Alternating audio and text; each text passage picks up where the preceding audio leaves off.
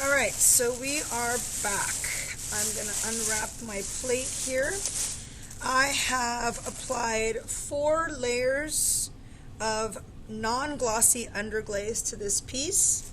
4 layers because this has not been fired yet. It's very porous, and so the pigment really soaks into the clay. I have right here, also I want to tell you that when you glaze it, do it in different directions so you don't get streaks. Here I have my image that I printed out, then I put this transfer paper over it and traced it with a pencil. Now I'm going to lay it on my plate, and I'm going to use a ballpoint pen. You can use a pencil, just make sure it's not super sharp.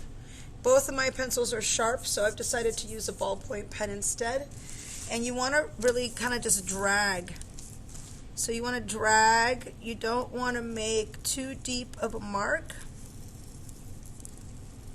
You want to make sure that it's transferring properly, but again, don't make too much of a mark. So you can see that the line there is transferring. And I'm always just dragging so that my tissue paper doesn't tear. It might tear a little bit. If it tears a little bit, it's fine. You just don't want it to tear a lot. I also have my clay right now on wheel, so I can kind of spin if I need. Get to a good angle so I'm not tearing my tissue paper. Notice I'm also really holding on to this transfer paper so that my image doesn't move around. Another good thing to use for transferring is a colored pencil. The colored pencil will make it so that you can see where you have transferred and what you still need to transfer. So I'm just pulling these straight lines. You don't want to do a sketchy line. Like you don't want to do this kind of thing. You want to pull straight lines. So I'm going to just keep going here. I'm just going to keep going until I finish this, and then we will pull it off and check it out. Because I'm using a pen, I can see what lines I have traced. That's also nice. That's the reason I said if you want to use a color pencil, sometimes it's nice because you don't get lost. You know exactly what you've transferred. I'm almost there. I'm just doing this anatomical heart. So I've got all these little tiny veins. The idea with Sgraffito is that you want to have a background. So when you choose an image for this project, make sure that you have a background. And the background is the part that's going to get scratched out. And I'm going to show you how that works in just a second. Oops. Almost done tracing my whole thing here. The bottom part of the heart. There we go. You can also, you can do a realistic image. You can do a geometric image. Flowers work really nicely. Trees, anything natural. Alright, so there we go.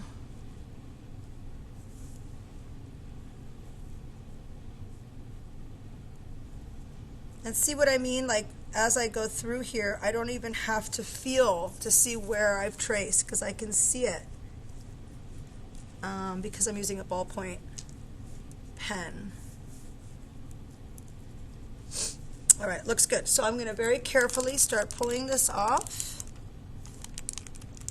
Make sure I didn't miss any lines, and you can see. Alright, we're back. And honestly, if I'm going to tell you the truth, I did not let this dry out for much longer, but I did find a better tool to use.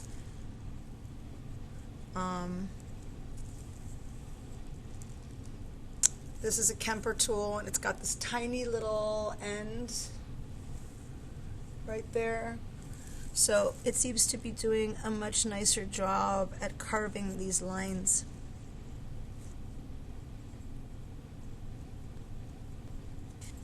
Eventually, the background will all get carved out. And you can decide whether you want to go into a pattern in the background, or if you're going to carve it in a specific direction.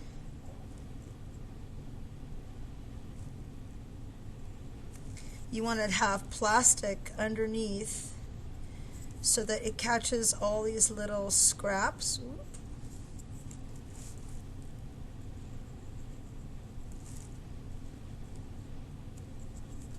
And then it's a much easier cleanup. I also recommend having your plate on a banding wheel, or whatever piece it is that you're sgraffitoing. So you guys get the basic idea here. When you do this, you definitely want some thick and thin lines. So I'm using this tool that's giving me a pretty nice thick line, and then I'm going to switch to a little football tool, this one, to do some detail work.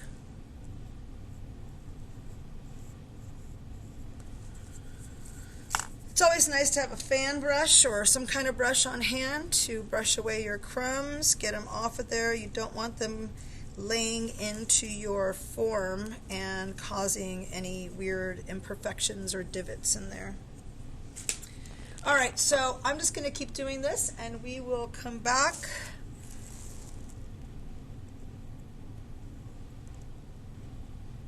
and deal with the background.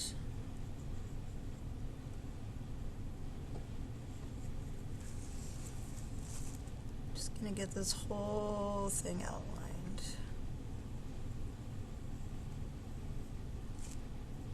Don't press too hard because you don't want to make any big chunks or areas that are like craters.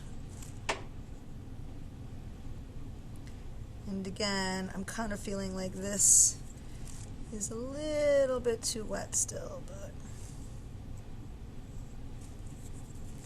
it's like a fine line between letting it dry and not letting it dry too much.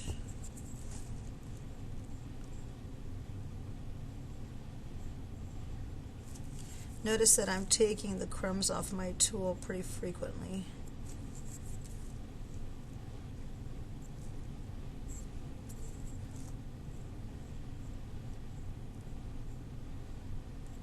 All right. I'm just going to finish this up, and then we will come back to begin the background carving. You basically want to outline your whole image and then start thinking about your background. All right, we'll be back to it.